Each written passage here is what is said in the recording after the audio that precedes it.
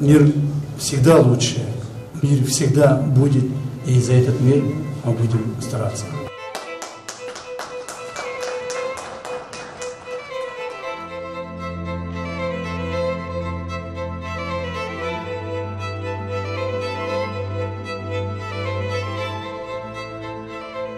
Я очень надеюсь, что сегодня подписан протокол взаимопонимания, который мы зачли в нашей комиссии уважаемым Самиром Саттаровичем, будет приносить мир в наши страны.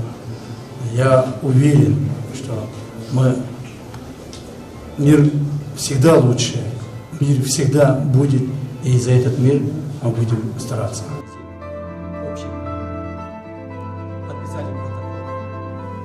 И мы убеждены, что наступит настоящий мир на наших государственных границах. И мы будем организовать свою деятельность по всем направлениям, по политическим, по экономическим, по социальным, по всем другим вопросам в духе интересов наших двух братских народов.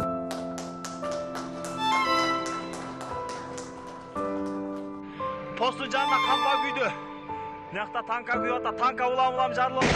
Ана биле танка жарылды. Кичине стандарттар жарылды.